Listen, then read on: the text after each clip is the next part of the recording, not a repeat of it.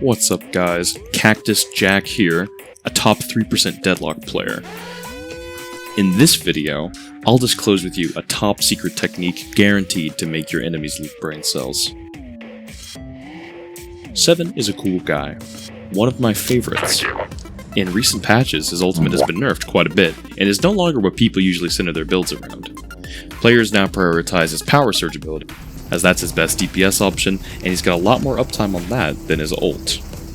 But what if I told you there's another way to play 7?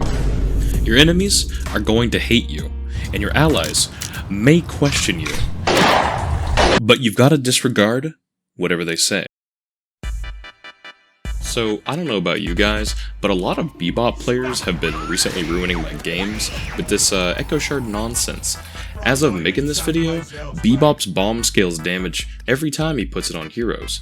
The bomb also explodes at an AoE, so people near the bomb target will also take full damage. With Echo Shard, a 6k spirit active item, Bebop can quickly put 2 bombs on nearby enemies, punch them back into their team, and blow everyone up. Hopefully by now you've figured out where I'm going with this. 7's static charge ability. Let's talk about it because it's a pretty good ability that I don't see much chatter about. You place an explosive onto an enemy, and after a few seconds, the bomb explodes and deals damage in a radius around the target. Now, the bomb doesn't have insane damage scaling, in fact it actually does pretty low damage. However, where 7's bomb may lack damage, it gets a pretty special property. It's a stun. A very strong one too. Not only is the original target stunned, but so is everyone in the radius for the full duration. Currently, Abrams, Ivy, and McGinnis are the only other characters that possess non-ultimate stuns. However, they all have risks and quirks tied to their activations. Abrams needs to hit someone into a wall, Ivy needs to get up close and land near someone, and McGinnis, well, McGinnis needs to place a wall on somebody.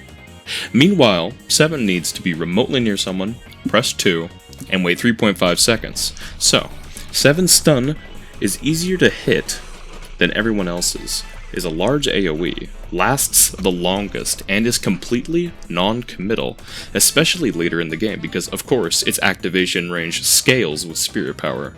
That is just wow. You know, a cool thing about static charge is that each level put into it also essentially doubles the effectiveness of one aspect of it.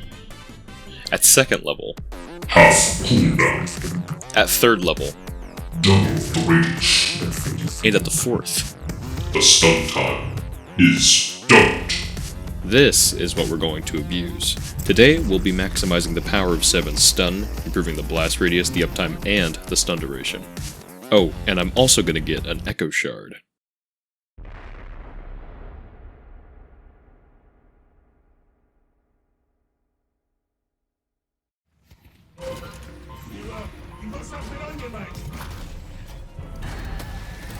Enemies have breached our stronghold.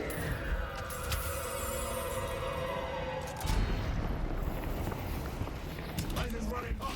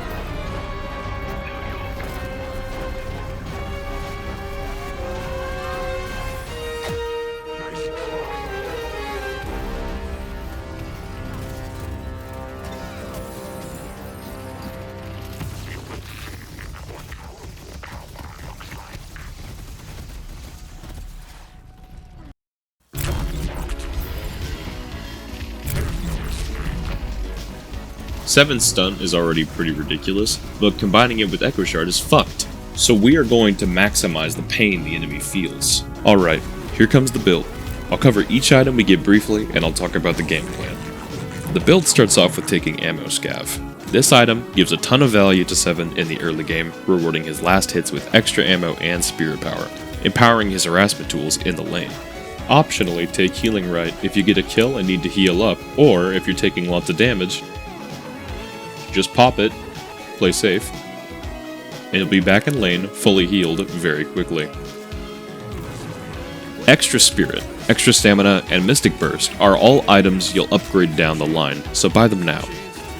Sprint Boots will be good to have for a while, as it helps you rotate around the map more quickly, helping you farm and take engagements and gank more quickly. You'll sell these when you get better stuff, because 7 already gets a bunch of movement speed from the items you buy, and 7's movement speed has spirit power scaling, so the guy will always be running fast at the end of the game, regardless. Stay in lane for a bit longer and pick up Reactive Barrier, always a great item if the enemy team has any form of CC. After that, we're going to pick up Spirit Lifesteal now, because it's going to be a while before we purchase Leech.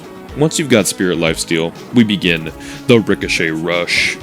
Right now, split pushing will be your best way to make money, so do a lot of it. It also doesn't hurt to take out camps while you rotate, as we'll be maxing Power Surge first because it's his best ability and a great farm tool. So you may wonder why I'm getting Ricochet in the first place. Well, it's mainly just because it's a fantastic item not only for farming, but also for DPS, and comboing with other bullet proc items like Toxic Bullets and Silencer. We need to make a lot of money since we're trying to get Echo Shard pretty damn fast, and it ain't cheap. The earlier you are able to get the Echo Shard, the better. But until you have it, farm the neutrals, split push, and engage in light teamwork. Emphasis on light, you do not want to be dying ever. Partly because you'll be out of the game for up to 70 seconds, but mainly because you can't farm and you want that money.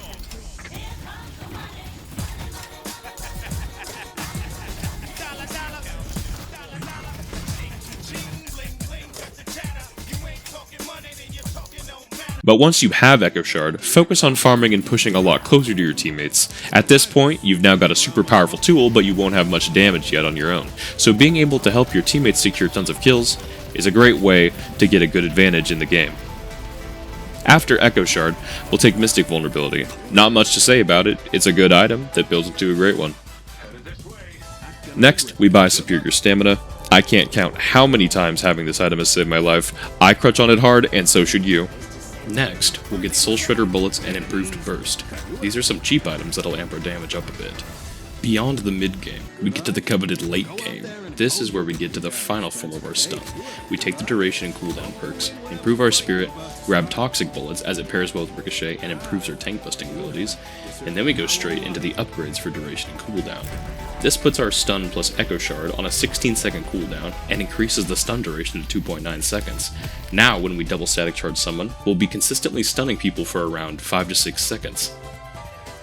Improved reach is really not necessary for the build, but it has hilarious results. If you want a tactical nuke, this is the item for you. The endgame items are mostly just final upgrades and extra survivability. I'd usually recommend buying vitality items first, but once you take Spiritual Overflow, Boundless Spirit, and Escalating Exposure, your damage will really start to explode, and you definitely won't need help picking off single targets anymore. Silencer is the final middle finger of the build. You can activate it near the end of your stun chain to further CC people. The Ricochet rounds will make sure everyone caught in your stuns are also silenced. Now, I'm gonna be honest. Realistically, you won't be able to finish the entire build because you'll win too fast after buying the Echo Shard. You'll have teamfight potential that the enemy just can't keep up with. Literally, you can stun everyone for 6 seconds every 16 seconds. A lot of games where I've bought it have ended before I even reached 50k. Like, seriously, this build just wins. One time I had to go AFK for like 10 minutes, I came back and defended right before we lost, bought the Echo Shard, and had no issues with the enemy ever again. Just don't tell them they can buy debuff remover. Anyways, thanks for watching, guys. Don't forget to smash like and hit that subscribe button for more Deadlock content, I guess. I don't know. Comment below if you have any ideas. Bye.